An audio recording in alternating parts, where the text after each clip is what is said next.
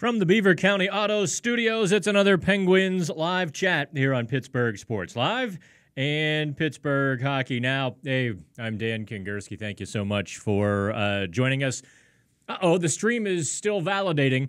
This is not off to a promising start. Maybe I screwed up. Nope, look there. It's stuck. Hey, so much to get to on today's show. But what I want to do is, because there wasn't a lot that I can find in last night's Rangers win in which I can extrapolate that going forward to the playoffs. So we're going to rely mostly on the first few games of the road trip. The win in Nashville and the win in Dallas, I thought, were both very significant. Quite significant, actually. So I want to get to those, and I'm going to diagram a couple plays for you. I'm going to go a little bit in the weeds because I think it's necessary really to understand. I wrote yesterday on PittsburghHockeyNow.com the third line has been dominant and scoreless. What do they do last night? They go out and score a goal just to make sure that column doesn't hang around for a few days. Boy, I didn't need those clicks. But it was, I thought, a great goal last night on several fronts. But I want you to join the chat board as well. Don't just be a lurker. Hop in there. Fire away questions and comments. I will appoint moderators this week in case any of the trolls show up. In fact, hey, tell you what, Mutation, you want to be a moderator? I'm going to do that right now. And that way, I realized I watched the chats back. I didn't watch all 90 minutes of last week. That just went crazy. But I realized a few people got ahead of me and were flinging some stuff. So I'm going to add moderator. There we go. So Ryan asks already, any news on Malkin, Zach Aston-Reese, Chris Letang? Well, I'm sitting here. The Penguins were practicing at noon in Cranberry. Our Shelly Anderson is the reporter on the scene. And if there's any news breaking, Shelly will text me. Ryan, if you missed it on Pittsburgh Hockey Now on Saturday, important note there, we broke the news that Evgeny Malkin skated on Saturday morning. He skated with Ty Hennis, the skills coach. Chad Ruedel also skated. And we also confirmed that Malkin skated Sunday morning as well. We were a little cheesed that another outlet claimed exclusive Sunday night on that news and never took the word exclusive off of their story. We thought that was a little, hey, look, everyone makes a mistake. Oh, didn't realize you already broke that story. Take the word exclusive off. But to my knowledge, they haven't, and I'm not going back to their coverage to check. It's not that big of a deal, but it's just a little bit of a respect and a professional courtesy thing that we kind of felt like was taken away from us. Let me see what else here. But no, Aston-Reese, I've seen him around the building, but I can't confirm he's been skating, which is probably not a good sign. Generally, you're going to skate for a few days with the skills coach, then join the team for a few days in a non-contact sweater, and then you're going to go to the contact sweater before you get in the game. At this point, I would extrapolate Zach Aston-Reese to be ready no sooner. Look, hockey players are funny. One leg hanging off their arm in a sling, like, I can go, I can play. So maybe Aston-Reese returns. I don't think we'll see him before round one. Just based on that timeline that I laid out, he would have to start skating immediately. But that's where it stands on that. Letang, I don't know if he skated today. We'll have to wait. I didn't hear anything from Shelly, and she usually texts me big news. So how concerned are you about Chris Letang's injury? I think that's huge for the Penguins. They proved they could win big games without him over the past several weeks. They proved they could do it, but man, he makes life so much easier. I don't think they can beat a Tampa Bay without Chris Letang. In fact, I know they can't. Not in a 7-game series anyway. A one-off? Yeah, sure, anything can happen. And without Chris Letang, I think the Penguins slide back to even with the Washington Capitals. I think with Letang, Penguins, Capitals. I think the Penguins are probably just a half step better than the Capitals, especially now that the forwards know how to play defense, last night notwithstanding. Evgeny Kuznetsov tortured the Penguins and Chris Letang specifically in round 2 last year by getting behind them and getting these great scoring chances. If he's not getting those, Washington doesn't win the series, and I think this year the Penguins are equipped to prevent those high-danger scoring chances. Yeah, Brian says Teddy 2 times Bluger was a beast. Let me get into the pictures here, because secondary scoring was a big deal last night. And there's Teddy Bluger, right? This is the progression. I don't even know if Bluger has a spot in the lineup when Aston Reese comes back and Malkin comes back. I mean, where do you put him? Who do you put him ahead of? Because you're going to drop Dominic Simone to the 4th line. Simone's a better winger than Teddy Bluger. Bluger is obviously a pretty darn good center. Thought I had more Bluger pictures. I guess. Oh, there's the other one. You're seeing just speed. And I think he's relishing it.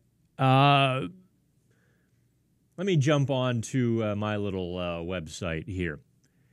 He talked to us. Oh, when not long after he first came up.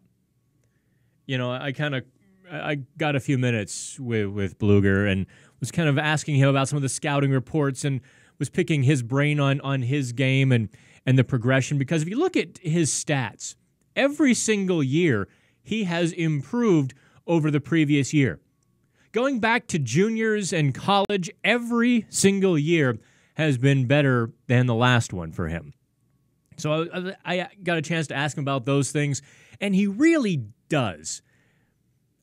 Hate isn't the right word, but I think that defensive label that was slapped on him motivated him. I really think being told that he wasn't an offensive player made him prove, oh yeah, I can score. Watch this. And he's doing that at the NHL level too, where I don't think the Penguins entirely gave him his just deserves when they first called him up. You're playing 4th line left wing, which is where he fit. But then you see him get put in the middle, and you see this blossoming. And what he can do, especially in the PK, man, is he fast. I think there's a lot to like about that. There's the story I wanted to pull up for you.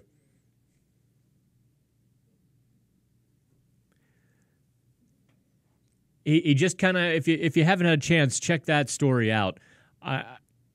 There's almost no editorializing in it. He does his own editorializing in the comments if you read between the lines. And that's what I liked a lot. I can score, damn it. Just watch me. He looked pretty good last night. What the Penguins did last night that they haven't done, and in large part, it was the Rangers' porous defense. They created rebounds. They got 2 rebounds. They put the rebounds back on net. If you look at the Penguins' 3rd line, where are you? There we go. Look at the Penguins' 3rd line. And they are not creating rebounds. Of all of the things they are doing, perfectly. They're dominating the puck. They're getting low. They're getting scoring chances. They are suppressing the opponent. They're not getting rebound chances, which, if you want to ask why Hornquist hasn't scored a regular season goal since January 5th, that's it. He's had no chances. Well, at least no rebound chances. And that can't be understated. Let me hop back on the chat board here.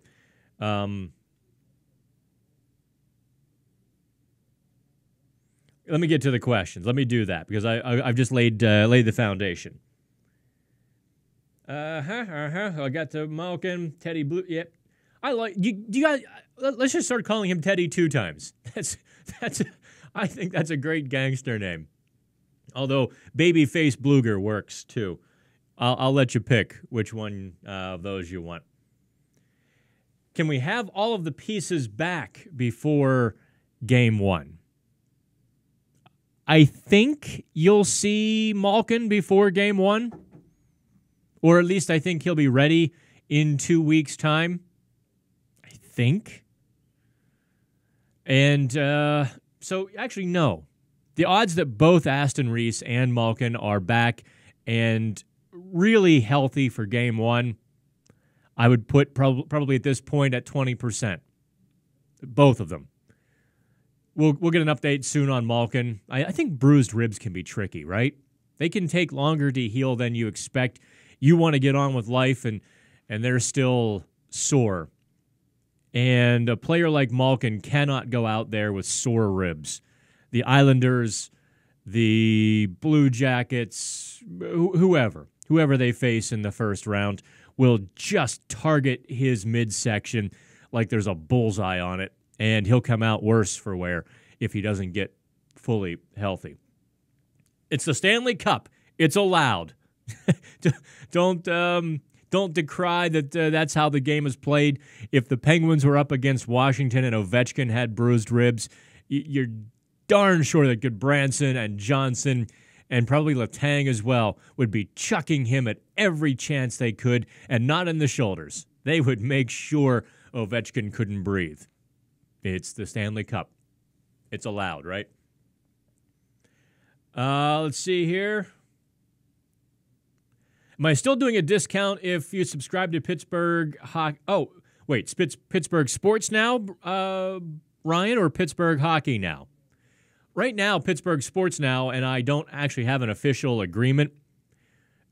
We're all business partners, but our subscriptions are separate.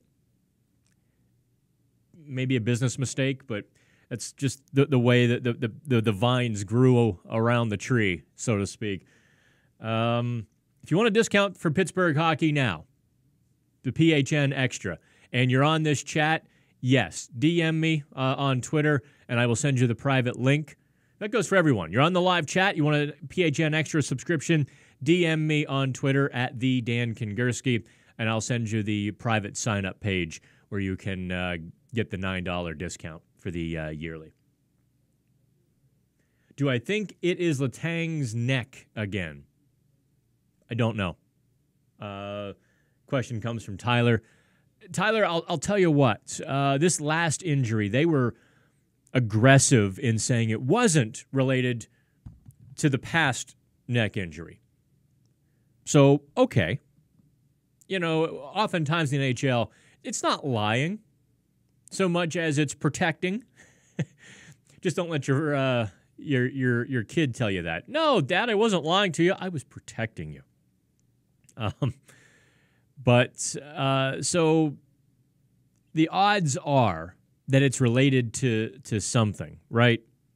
That it's a re-aggravation of one of the two, just statistically, logically. But there is no evidence, there's no whisper. The Penguins have gone in the bunker. Now they are in full playoff mode, and that means not a whisper, not a word about injuries. When I asked some folks about Malkin skating Saturday afternoon, I got kind of a, well, it's a public rink, we can't stop you, reply. So that's where they're at right now. They don't want to talk about any injuries, and the players aren't going to talk like they might have a few months ago. Cody says, with or without Letang, we will put the Caps out if we go against them. Without Letang, it's a 50-50. I mean, the Penguins really are doing a lot of things very well. My wife calls him Burger. I'm sure if the paycheck's clear for Teddy, he'll let you call him almost. Ren says, how do I think the Pens will prioritize seed versus playoff matchup over the next 5 games? I don't think they care. They might take a look. They know that they can beat the Islanders. They know that they can beat the Capitals. They know that they can beat Montreal, and they know that they can beat Carolina. So what would it matter, right? I really don't see a standout in that crowd other than I think Carolina's speed gives the Penguins trouble.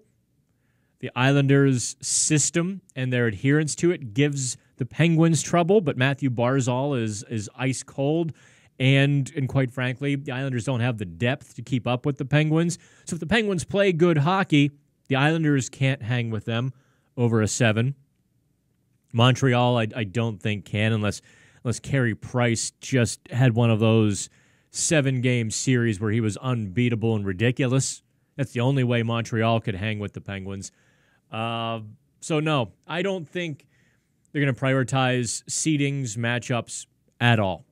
I think they are going to go into the playoffs trying to be a buzzsaw. They're still trying to cement their identity. It's here. They've got it. I think Sullivan wants to really put his foot down and have the Penguins put their foot down and kind of stamp it now. That's where I think they are, and the rest is superfluous. Okay. How does Kempny being out for, however long, affect the Pens-Caps matchup? Good question, Medina. Actually, I don't know how much it affects them because DeJeus has been playing pretty well. He's rebounded. I think he had some rough patches in the middle of the season. They've got Siegenthaler waiting in the wings. Kempny brought it all together for them last year. I almost consider him a bit of a Brian Dumoulin type, right? That's kind of how I can. Let me see if I have any. Nope, I don't have any pictures of the Caps. But I don't think the Capitals' defense is as bad as I thought it was going to be even a week ago.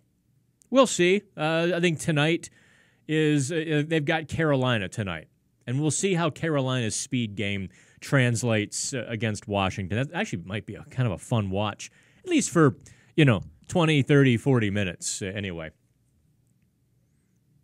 I appreciate you all DMing me. Yep, happy to set you up on those subscriptions. Fingers crossed the Penguins can win by committee again like they did the year Letang was out. Let me tell you something about that 17 team. That never should have happened. That was absolutely, that was just guts and grit and guile and Sidney Crosby refusing to lose. They had come that far.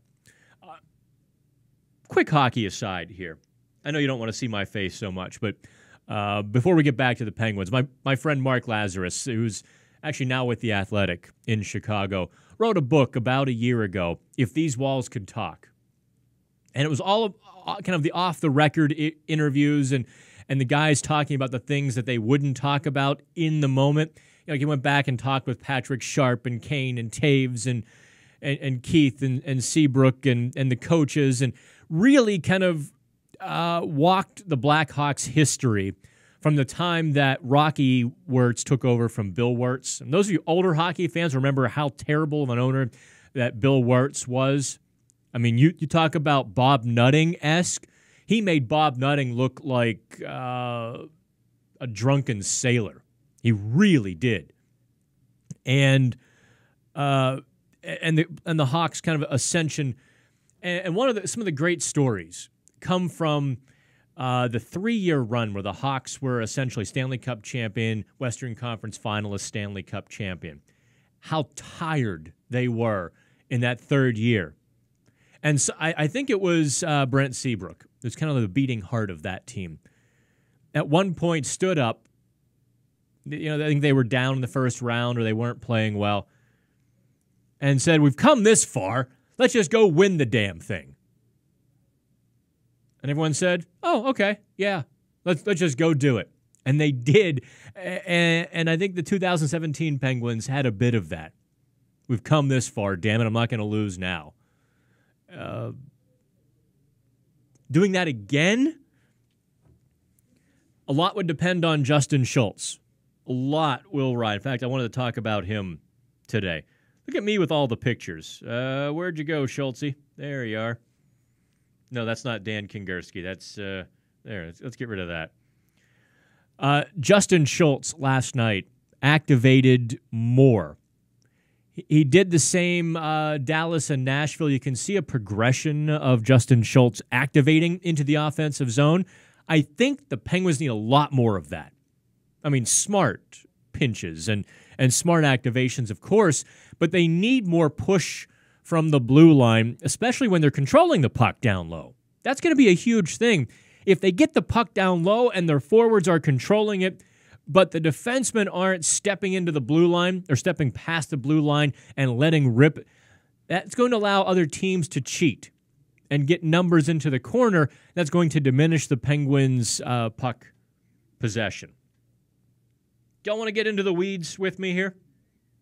Do you have a few minutes? Let's dive into the weeds. There's a couple plays that I thought really highlighted the Penguins' third line.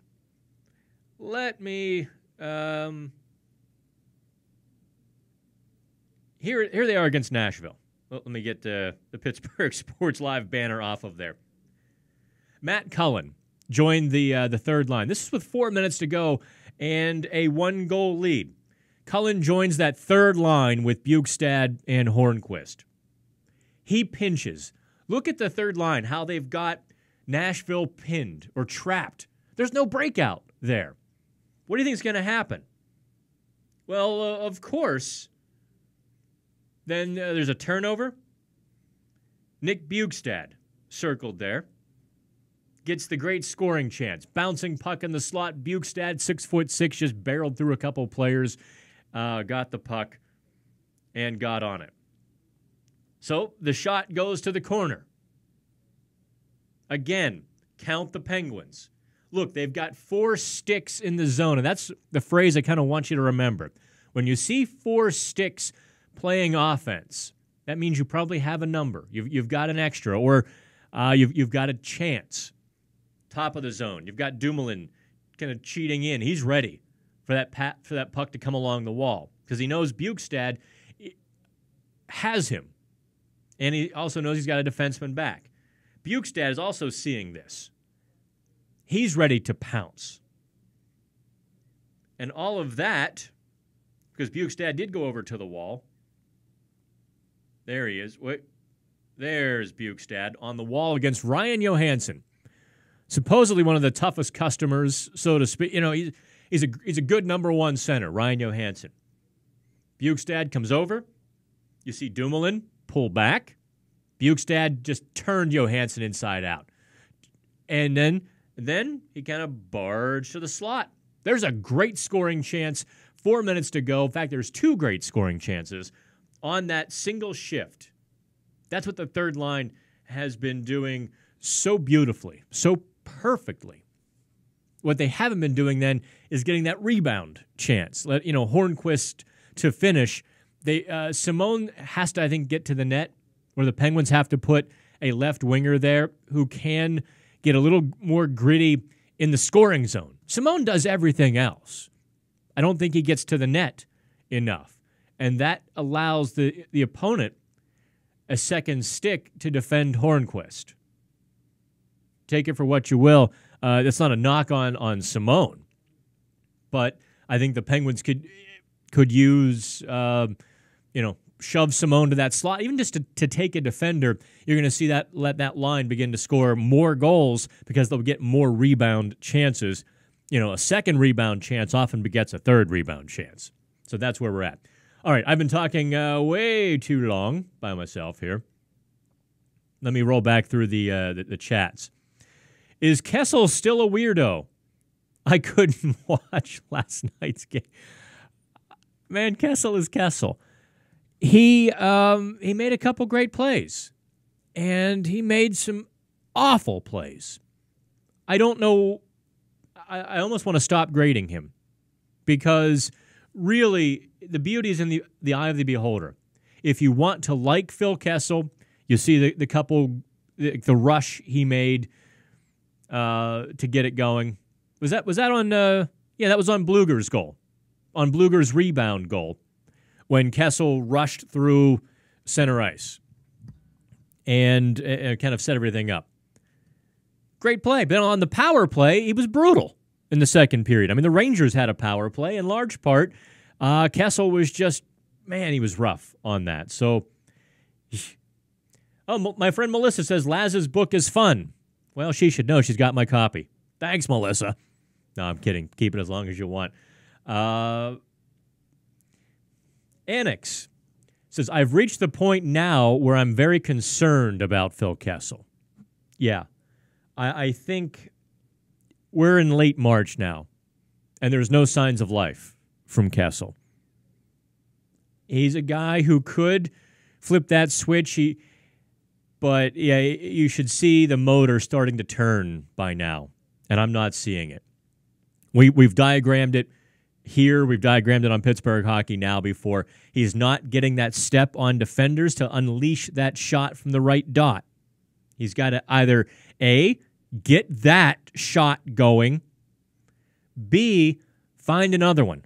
He has got to push the scoring zone. He's got to push the dots. Take a hit. He just has to do more than he is doing. Otherwise, he's a power play specialist. And if he plays the power play like he did on that second power play last night, the Penguins they might as well just decline the man advantage. Any chance the Pens look to get Hags back in free agency? Never should have traded him, in my opinion. Well, look at it this way, Tyler. Hagelin became Tanner Pearson. Pearson became Eric Goodbranson. Would I make that trade in November? Hagelin for Goodbranson? Yeah, I probably would have. So, I don't... When did he become St. Hagelin? Let me draw a comparison for you. And I haven't written this column yet, guys. When did Hagelin become this all-star? He was a 30-point player. Do you realize he and Dominic Simone have far more similarities in their game than they do differences? Now, Simone doesn't kill penalties like Hagelin. Removing that. In terms of the offensive production and how they create offense and the lack of offensive production, boy, Hagelin and Simone are really similar. Simone's a bit more creative. Hagelin was a bit more straightforward. But other than that, Simone's going to score more points. Score more than 30, is he not? So, I'm just saying, everyone who hates Dominic Simone, like, oh, bring back Carl Hagelin. Also, I think next year, Teddy Bluger's going to have a shot to be the next Carl Hagelin. Adam Johnson might, too, next year. I'm a little perplexed by the Adam Johnson recall because they're playing him 3, 4. Last night he got 5 minutes of ice time. I don't understand why they would demote Blandisi, who had earned himself up to 8 minutes, in exchange for Adam Johnson, who's, down at 4 minutes. I'm not sure I understand that so much, but perhaps it's... Shelley and I talked about this, and she's like, well, it's just to get him ready in case they need him in the playoffs. I don't know. Are they that confident in themselves that they can have a 3-4 minute player in their lineup? Okay, I'm going through the chats as fast as I can here.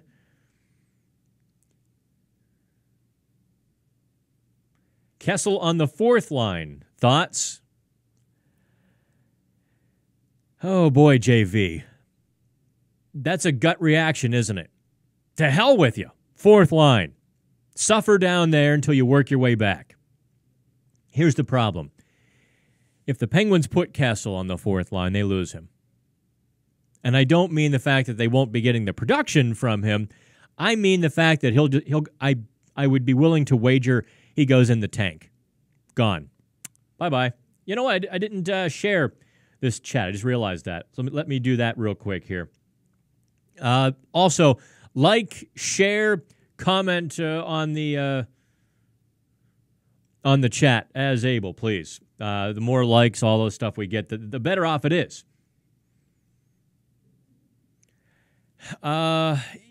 Plus, there's always that chance. Look, here's how a hockey coach thinks. There's always that chance Kessel flips the switch, right? And if you put him on the fourth line, he's not going to flip the switch. But if you keep him on the second line when Malkin comes back or with Bluger, look, Teddy Bluger has mitigated Phil Kessel's defensive indifference or his inattention to the defensive game. Bluger actually takes care of that. So the line is somewhat competent. It's not dynamic, it's not great, but it's competent. It actually could be a competent third line. If they had, when Zach Aston Reese, actually, there you go. When Aston Reese comes back, maybe he goes on the left wing with Bukestad and Hornquist. How about that for some thump? And there's your second net front, actually third net front guy. But there's your second net front guy and some scoring touch, yeah? Yeah. Decided. Make it so. Let's see here. I think people miss Hag's speed. Well, sure, but look, Bluger, Johnson, Simone, they all play a really fast game. McCann as well. The Penguins don't miss Hagelin's speed nearly as much, I think, as the fans do. Kyle says Penguins will win the Cup. There's a legitimate chance. I don't know if the Penguins can get past the Western Conference team, although what they did to Nashville and Nashville's told me that they can. Winnipeg will be a problem. Vegas will be a huge problem because Vegas can do whatever you want to do. You want to grease it up, they'll go greasy. You want to skate, they'll skate with you. And Marc-Andre Fleury, if he doesn't go crazy again, I thought Fleury was loose in last year's Cup final. But if Fleury stays tight tight, what word am I thinking of?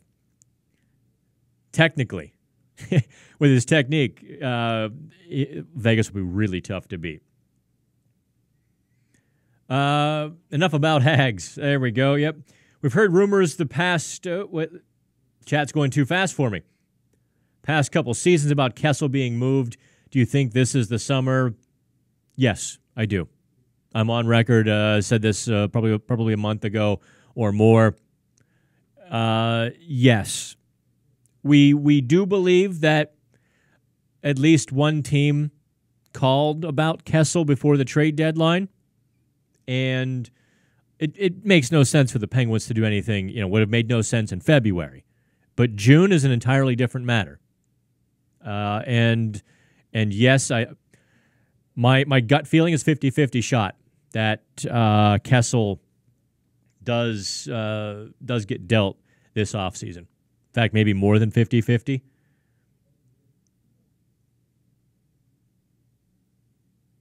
Okay, lots of chats here. Sorry, I have no thoughts on Adam Johnson. I haven't seen nearly enough to make any cogent opinion on him at the NHL level. I've seen him do a couple nice things in the forecheck. Man, is his speed top shelf. I've seen him make a couple interceptions because of that speed. But 5 minutes, I can't judge. I can't see the warts. I can't see, the consistent game in that. I'm only seeing like little flashes here and there, unfortunately. Okay, who are the 8 green light teams on Kessel's no trade clause? Don't know.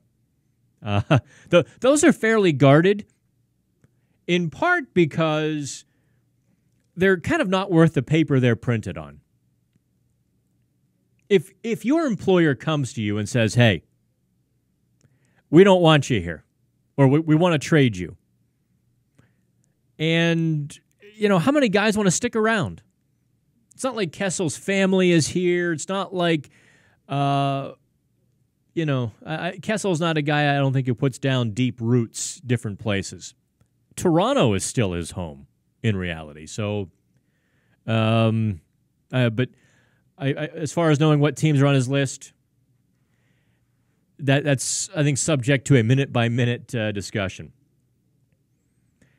Okay, winning. Let's see here. Tyler wasn't knocking Simone. Have to say Hagelin helped Kessel. Well, Simone has also helped Kessel. The advanced stats show Kessel's scoring chances. It really does come down to Phil Kessel. Phil Kessel doing the things that Phil Kessel needs to do to get in those spots, to shoot the puck, to get in the scoring lanes, to get that open shot, to change the point of attack, to play with the puck in the scoring zone. All of those things he's not doing. Think of how many times Phil Kessel comes streaking into the zone down the wall, but there's a defender between he and the net. He pulls up. Most players at this point of the NHL now, if it's one-on-one, one-on-two, or two-on, whatever it is, and they've got the puck on the wall, will take the puck deep, force the defenseman to come over, and then try to make the play.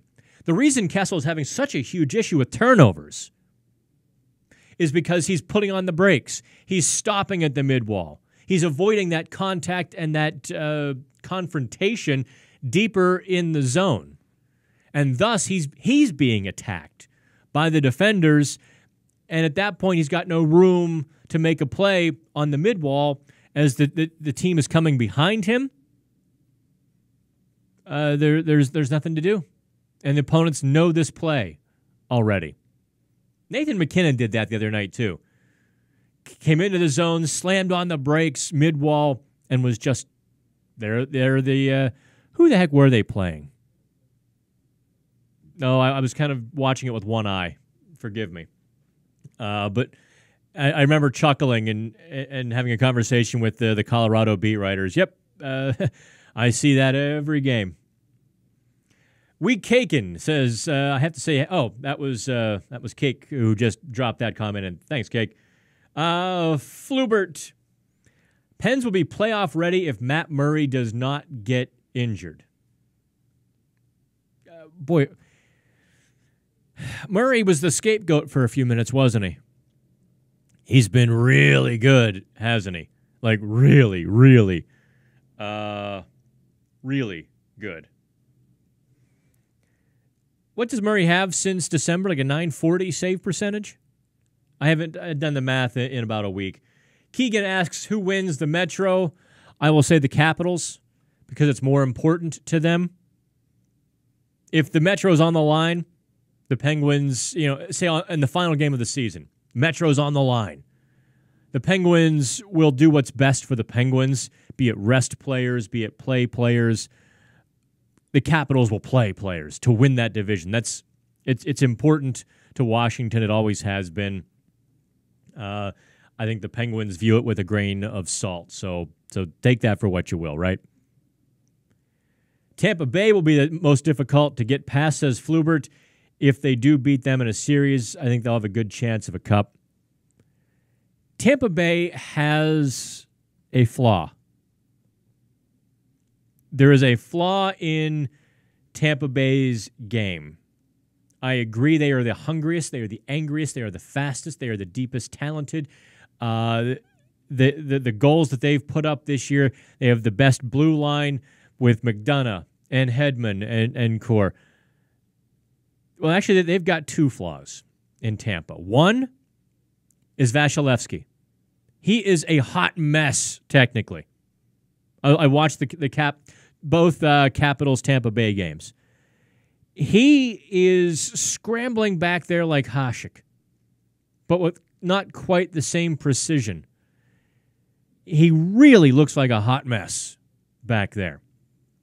And two, Tampa Bay defaults to a skate game, especially against the Penguins and the Capitals. They want to show that they're better. They almost want to outscore their opponent. And the Penguins, look, that's been the modus operandi of the Penguins until the past month, 6 weeks. So if Tampa comes out and says, oh, watch, we'll beat the Penguins at their own game, the Penguins will have an opportunity to grind them in the corners, to win those battles, and to take away that skating game. Washington beat Tampa Bay in the Eastern Conference Final of 18 by pounding on them. And the Penguins can do that now. That's the amazing thing to me. It really is shocking to me that the Penguins can thump. Who knew? Didn't see that coming back last June and July. That's for sure. Mata is considered day-to-day. Game time decision on Friday. Is the video getting choppy? I apologize if it is. Could just be my laptop as well. It's on 1% battery life. I don't see it getting choppy here. Let me know. Oh, my laptop is kind of freezing up. So there's always something, right? So I'll tell you what. I'm going to actually plug it in and see if that helps. I'm going to start singing. No, I'm not going to start singing. But check out our friends at Beaver County Auto. And I'll keep yelling and talking. Count me as like a pit stop. NASCAR.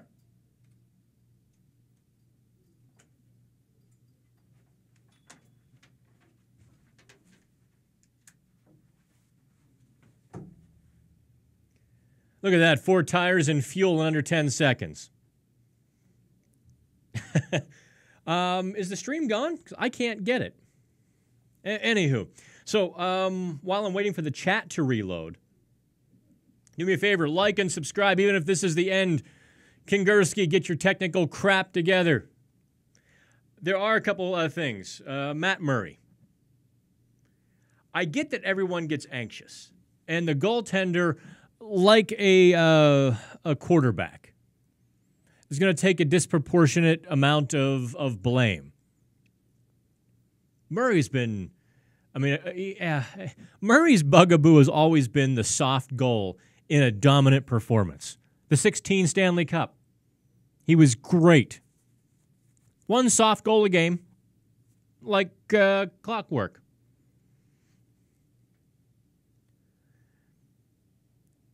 When was the last time someone watched Phil Kessel take a one-timer, Keegan asks. Never. Kessel's stick is like fresh licorice. I mean, that's how he's able to get that snap and the spin on the wrister. But one-timers just aren't his bag. As long as I can remember, they never have been either. Kessel is a play-with-the-puck, wrist-it guy.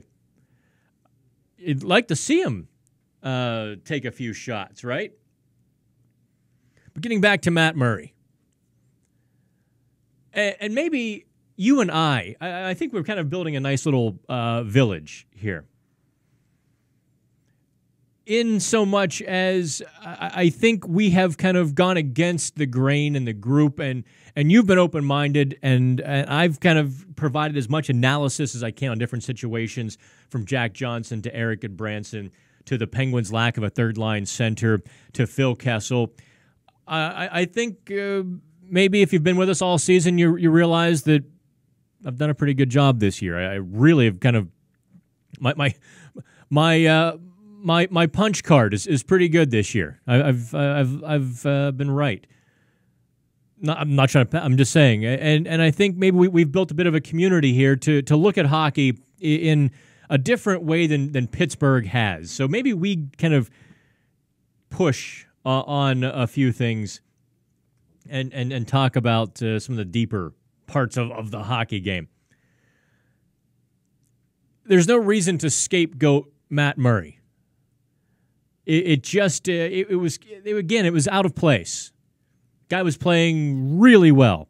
Bad goal in the Stadium Series game. Bad goal, Carolina. He knew it. Believe me. Murray knew it. But it didn't take away from what the team was doing. And now that everyone's kind of back feeling good and happy again. The Penguins didn't change in the last week or 2 weeks.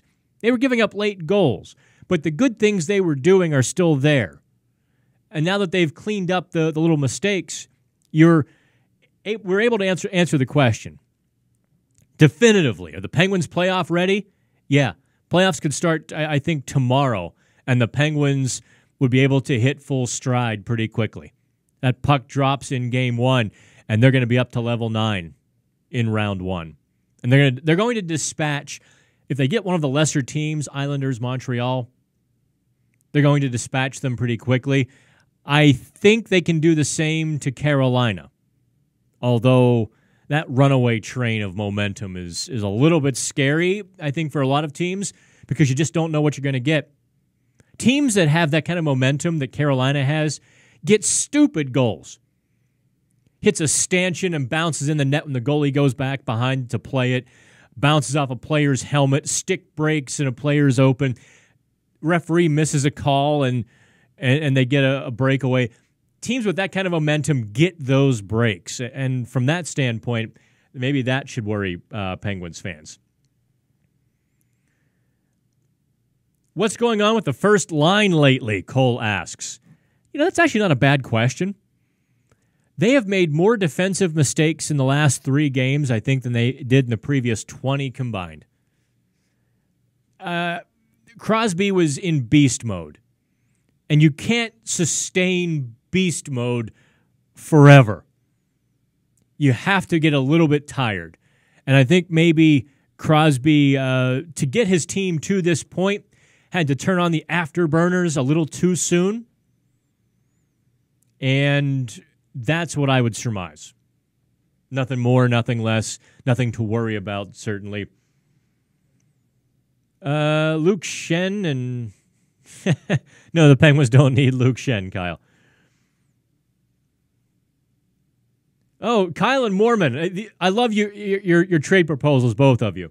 You guys toss out some names, man, that Tyler Myers and Tyler Ennis. The Penguins' defense doesn't need any upgrades.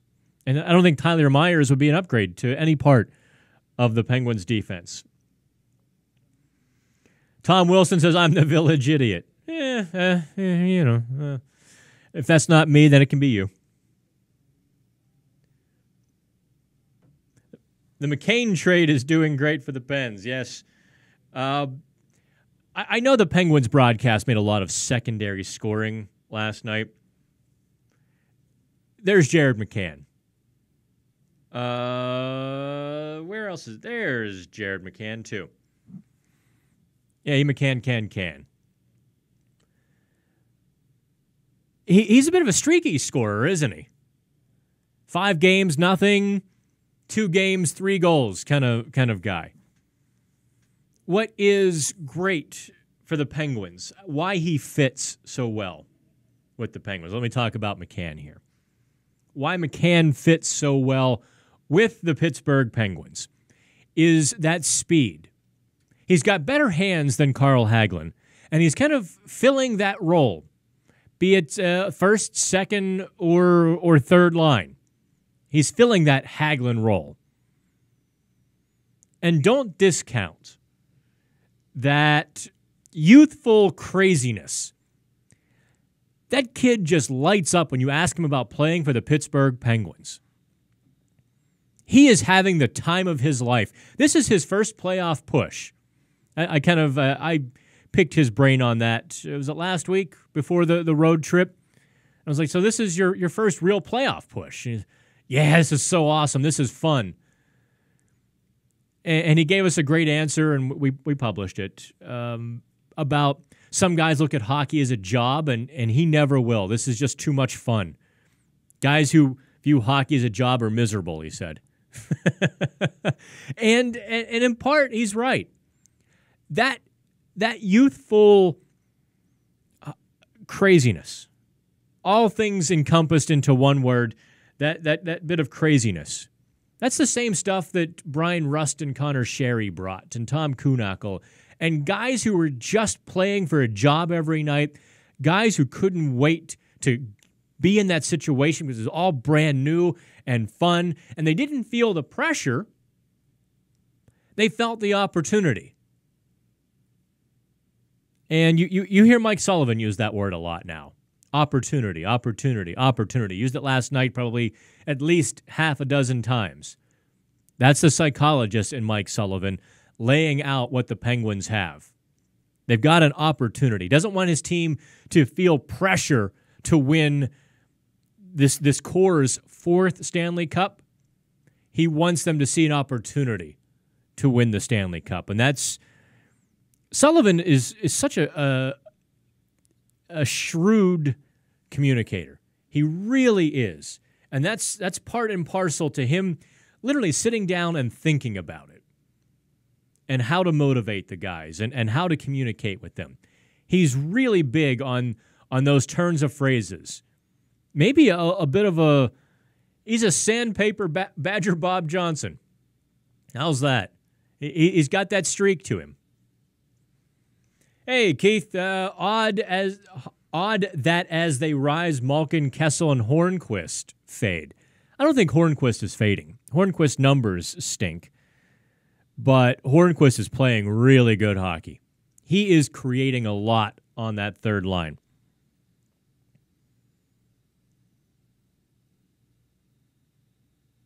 Where did what happen? How many goals does Jake have this season? Mormon, what am I, Google? He's got 38. Do I think the Pens thought they were going to get as much of an upgrade as they have gotten with Bukestad McCann? Yes. Actually, McCann, no. I don't think they realized McCann would do what he's done. With Bukestad, yes. And here's how I know that. Last summer, we reported in June that the Penguins called Florida, said, hey, how about Bukestad? Come on, give us Bukestad. Let's go. Well, no, guys, I'm sorry. That was summer of 17. Summer of 17, when they knew they were going to lose Nick Bonino, they called Florida, and they really wanted Bukestad. And we actually did report that on Pittsburgh Hockey Now. And was it with The Athletic that Jim Rutherford did tell the story? And it literally, I was kind of like pounding my chest a little bit. For those of you who have been around for a couple years, following our website, it really was kind of right in the timeline in which we reported. I kind of felt good about that. I was able to, send my source a text saying, "Great job, man. Thank you. You were spot on here. You had it, sometimes if it's, if you're not getting information from Jim Rutherford, there can be a little bit lost in translation, and he had the translation perfectly. If I say any more than that, I'll probably mistakenly out the poor person. Anywho, but the Penguins have wanted Nick Bukestad for a long time. They thought he'd be a great third-line center for them. Then came the right wing stuff, and I never understood that. I think Sullivan really wanted that power forward to play the low, hard, honest game that he's been preaching. It was never going to work. The Penguins' wings play best with speed, be it flying to a puck and all of those things, and Bukestad is really good in the middle. He provides the offense or the defensive awareness to let the wings go do their job. It's a really good mix. But with McCann, who could have predicted 11 goals in 27 games?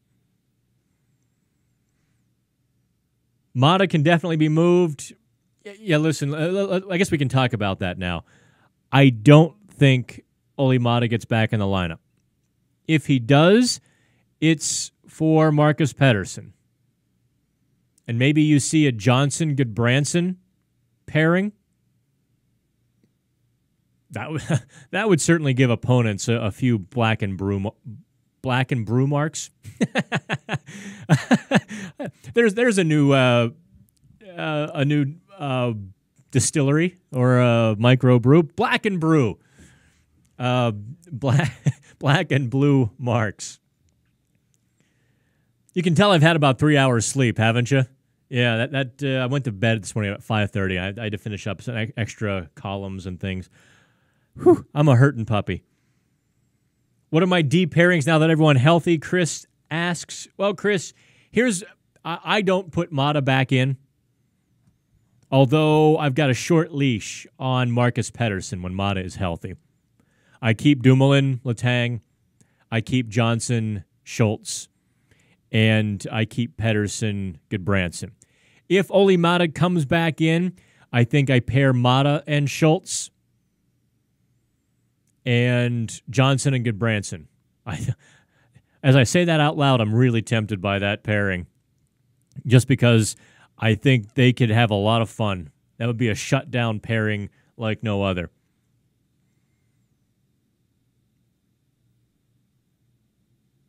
Yeah, guys that viewed hockey as a job. Alexei Yashin and Tom Barrasso, JV says. Yeah. And I think you saw certainly their behavior. Tom Barrasso's behavior, if you're old enough. Yashin never really hit his stride, never really tapped his potential. He could have been great. And he was good. He was okay. That was in the era when the Russians came over to cash in.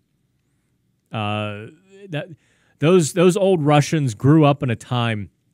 Here, side note: when the Russians first started coming over with Fetisov in '88, did he land in St. Louis?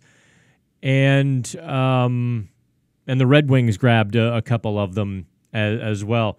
Fedorov.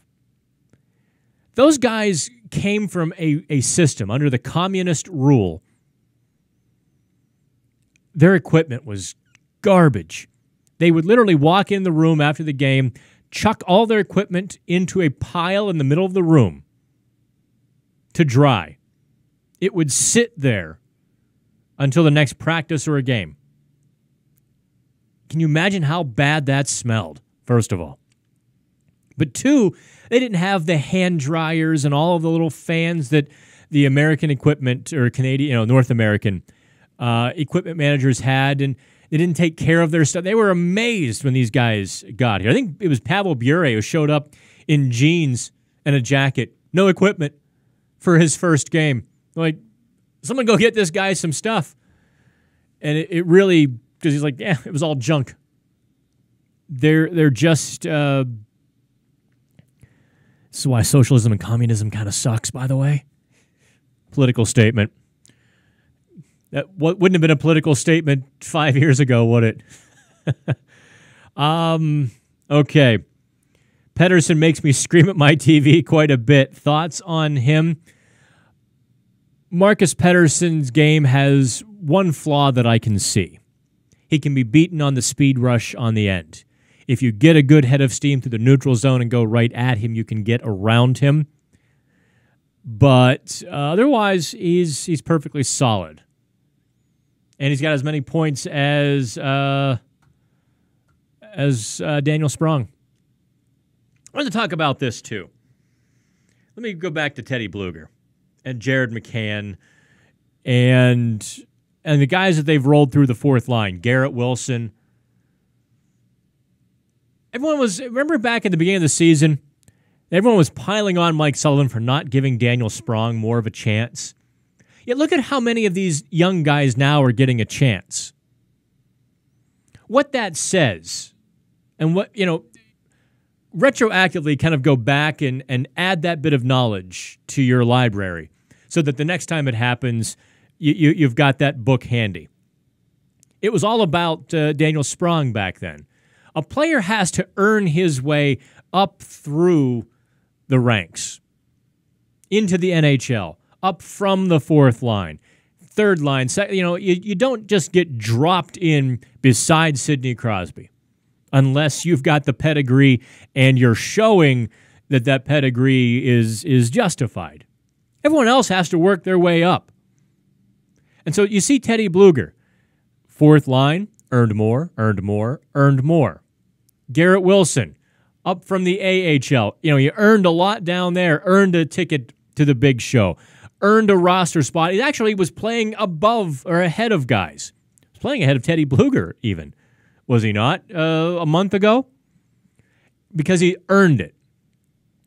Now, you're not going to put Garrett Wilson much higher than the fourth line. He's a good fourth liner. Zach Aston Reese on the fourth line was really good, earned his way up to the second line.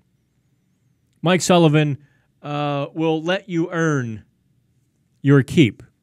But if you don't earn it in those situations, when you get the opportunity, you don't get them again.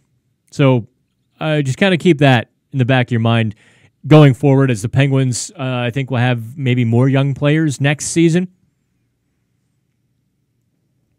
Pens should go for Ryan Nugent-Hopkins. He wants out of the Oilers. No. Nuge is not a hard enough player. And I guess that's a pretty big criticism. RNH is not a hard enough player to survive the Metro. I don't think he would be a good fit for the Penguins anymore. 2 years ago, I think he would have been. Where they're headed, where they're going now, no, I don't think so. All right, what other pictures have I not used? Well, of course, there's your top line. They'll be just fine. Evgeny Malkin, he'll be back eventually. And maybe him watching, he will see the value of the simple play. Although I think when he comes back, he'll be shot out of a cannon. There's my favorite picture of all time still. My 8-month-old grandson. And what else have we got? I think we're going to wrap it up here. I appreciate everyone watching. I'm kind of out of steam. We've done an hour already. So do me a favor, like, share, comment. Make sure you're subscribed. If you want the PHN Extra discount, I'll give you $9 off the year. I think we've done really well this year. I've really been happy with our coverage, and hopefully the NHL and its local member club agrees, and you'll see us on the road, be it to the playoffs, be it next season. We really want to get there. That's kind of the goal. I want to establish PHN as an entity. I want to have a couple reporters, and I don't want to have to write 100 articles a month by myself. But that's kind of the situation we're in. Welcome to being a small business owner, Dan. Thank you, kids. If you see me out floating around in public, the beer is on me. Until we hang out again, have fun.